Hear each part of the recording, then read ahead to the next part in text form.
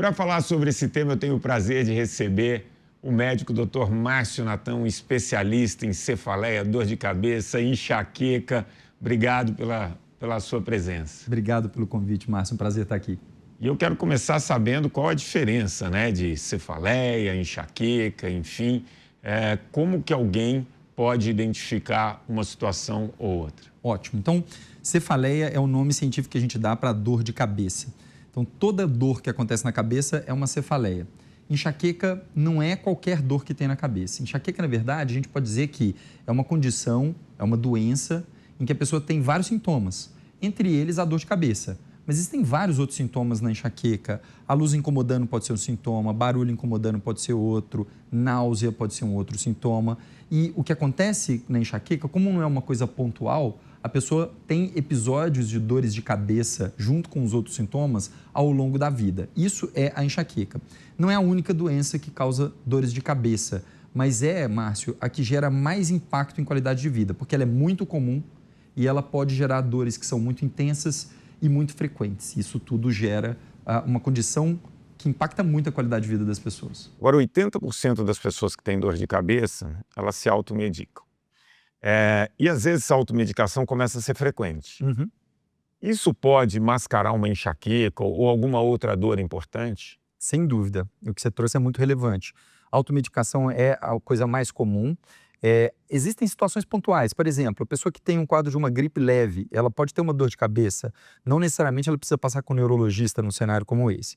Agora, o que você trouxe, Márcio, que é fazer isso repetidas vezes, isso é sinal de que existe alguma outra causa. Essa causa pode ser enxaqueca.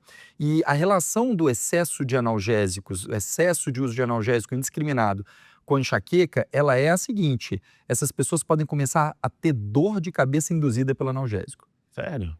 Isso é uma coisa, é um diagnóstico chamado de cefaleia por uso excessivo do analgésico. E muitas vezes a causa inicial é uma enxaqueca que não foi identificada, que não foi tratada. Uhum. Então, a máxima que a gente tem dentro da neurologia, dentro da medicina é: quem tem dores de cabeça recorrentes tem que procurar ajuda. E até tem um número que a Sociedade Brasileira de Cefaleia divulga, que é 3. 3 é demais, é a campanha. Se você tem mais de 3 dias de dor de cabeça por mês, por 3 meses, você deve procurar ajuda. Isso pode ser enxaqueca, pode ser alguma outra condição que não é enxaqueca. Inclusive, existem causas que são mais graves do que a enxaqueca. E aí, quando você fala da cafeína, do café, a gente sempre tem a opção do descafeinado.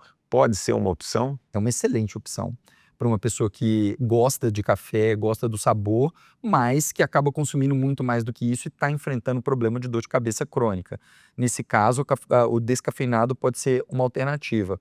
Agora, uma coisa importante de ressaltar também: a pessoa que já está em uso muito frequente e intenso de café, se ela para de uma vez abruptamente, isso pode gerar dor de cabeça.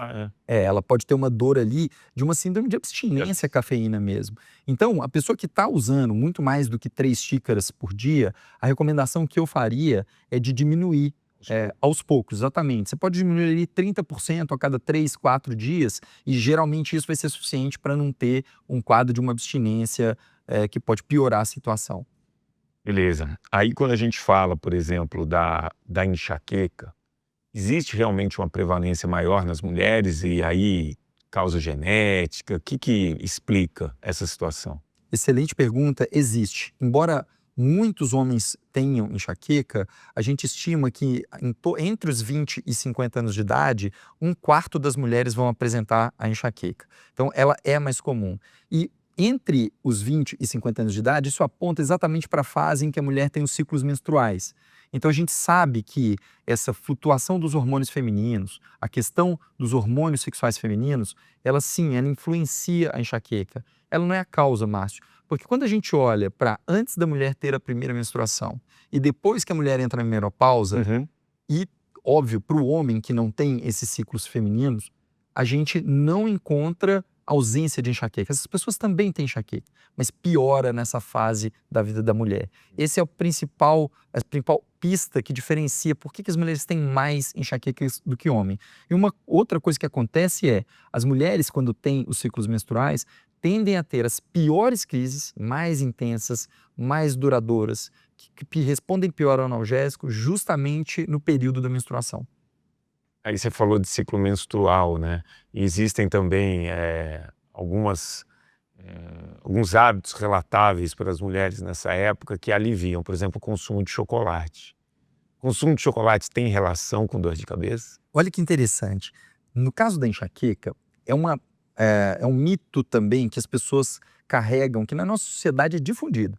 As pessoas acham que quando elas comem chocolate, elas têm dor de cabeça por isso. Uhum. O que os estudos mostraram nos últimos 20, 25 anos é o seguinte: quando você acompanha as pessoas e vai observando os hábitos delas prospectivamente, daqui para frente, você não consegue estabelecer uma relação real entre consumir chocolate e ter crise. Só que tem um detalhe muito interessante, Márcio. A gente descobriu que antes da pessoa começar a dor de cabeça, ela já pode ter outros sintomas da enxaqueca que são menos conhecidos. Vou te dar 2 exemplos: bocejos. Muitas pessoas que vão começar a ter a dor de cabeça da enxaqueca ficam bocejando ali. Outro exemplo, alteração cognitiva e comportamental, Entendi. dificuldade de raciocínio, irritabilidade.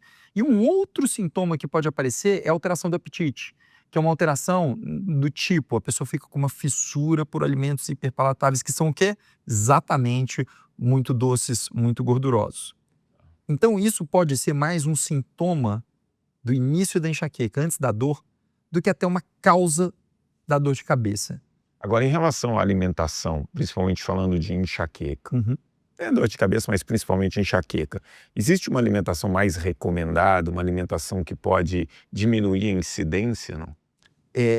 O que a gente tem hoje é a ideia de que não existe nenhum alimento proibido, não existe nenhum alimento que seja causa da enxaqueca. Mas, por outro lado, nenhuma alimentação à base de chocolate e gordura de má qualidade vai ser boa para o cérebro.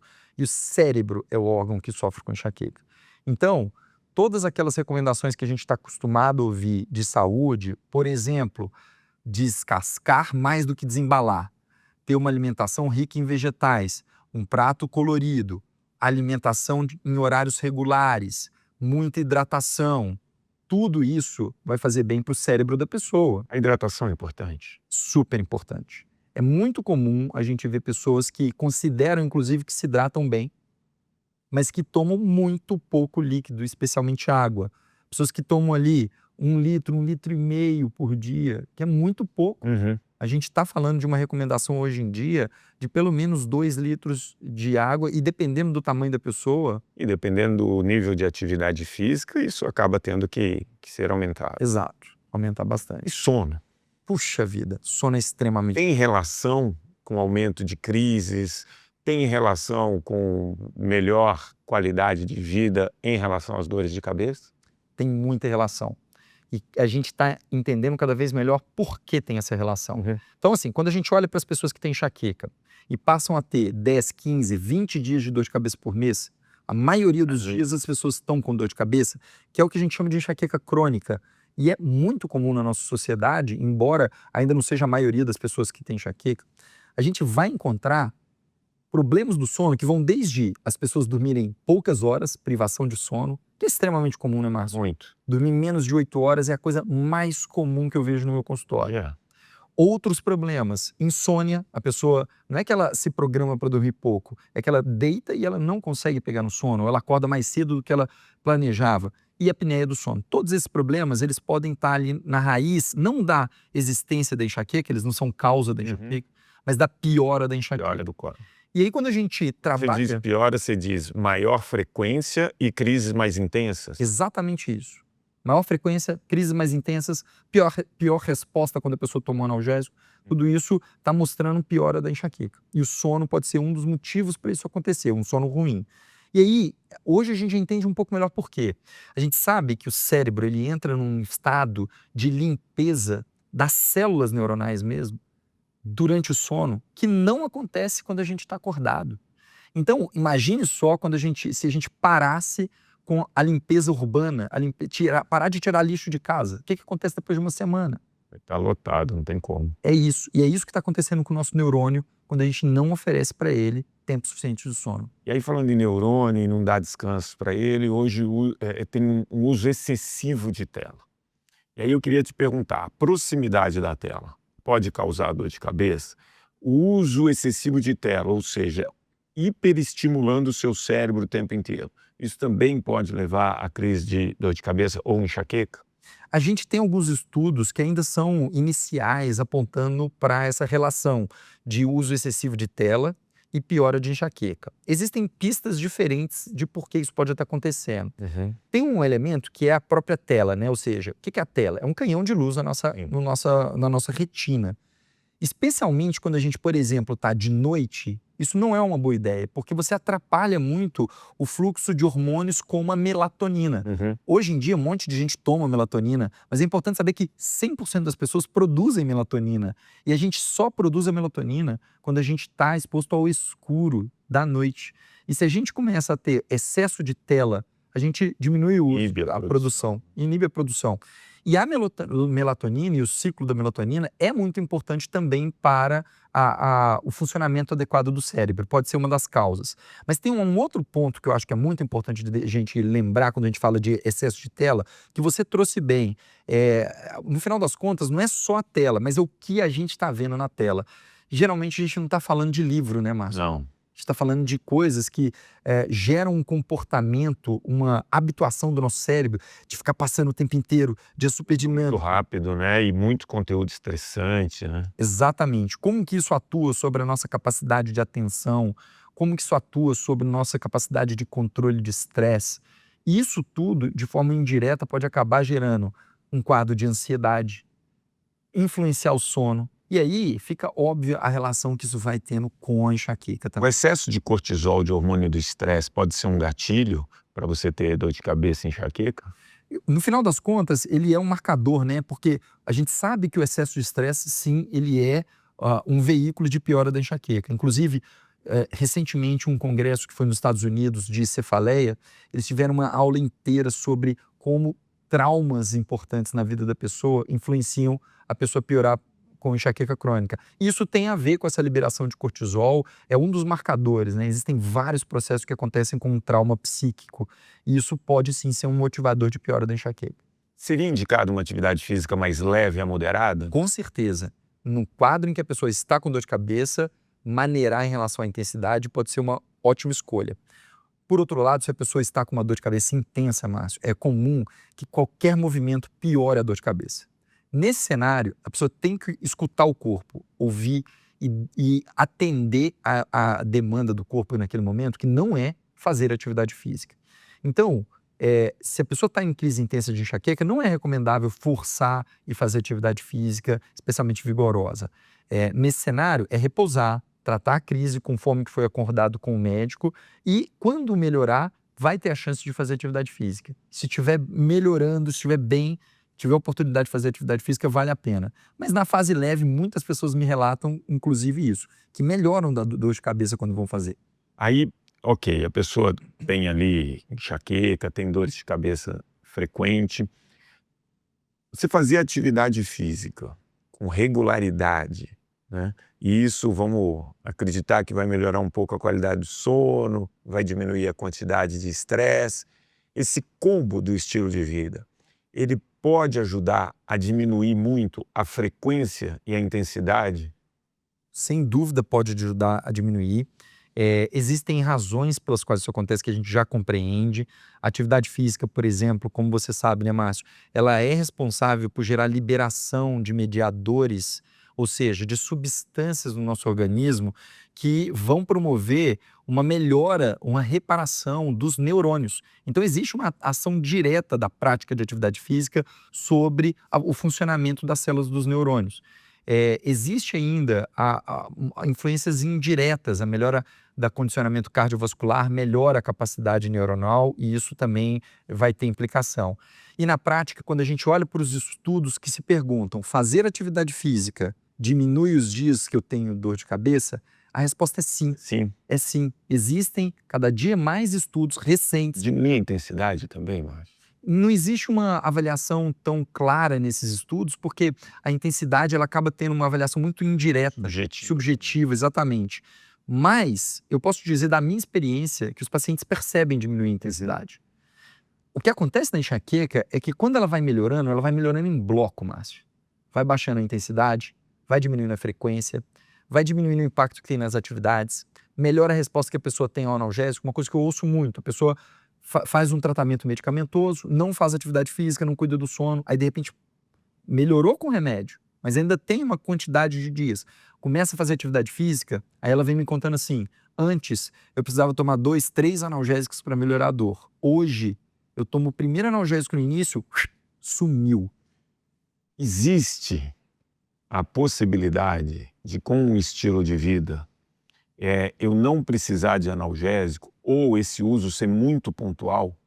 Olha, depende de onde a pessoa está saindo. Eu acho que todas as pessoas que têm enxaqueca vão se beneficiar de uma melhora do estilo de vida. A dúvida é, dependendo de onde a pessoa está, ou seja, se ela já tem muitos dias de dor, provavelmente isso não vai ser suficiente. Além do estilo de vida, ela vai precisar, pelo menos por um tempo, de um tratamento medicamentoso. Agora, se a pessoa tem enxaqueca e tem poucos dias de dor e já se atenta a isso, começa a cuidar do estilo de vida, ela tem uma chance grande de nunca vir a precisar de um tratamento contínuo, prolongado, para diminuir as crises de enxaqueca. Já os tratamentos pontuais de crise, os analgésicos, e existem outros, não são só analgésicos, existem medicamentos que são específicos para tratar a crise de enxaqueca, por exemplo. Esses medicamentos, para quem tem enxaqueca, é importante que essa pessoa também tenha a tranquilidade de saber usar da forma correta, na quantidade certa, ao longo da vida. Porque também não é um problema essa pessoa usar ao longo da vida. A questão é, se você tem isso e cuida do estilo de vida e a enxaqueca é bem controlada, a pessoa não vai ser uma pessoa que se considera doente, Márcio. Ela tem uma condição Então, de vida. e toca a vida normal. É como uma pessoa que tem uma asma muito leve. Quando ela gripa, ela tem que usar uma bombinha. Fora isso, ela está muito bem. Agora, hoje você tem uma proliferação de informação. E na saúde não é diferente. É verdade. E aí, outro dia eu estava vendo a questão dos shots.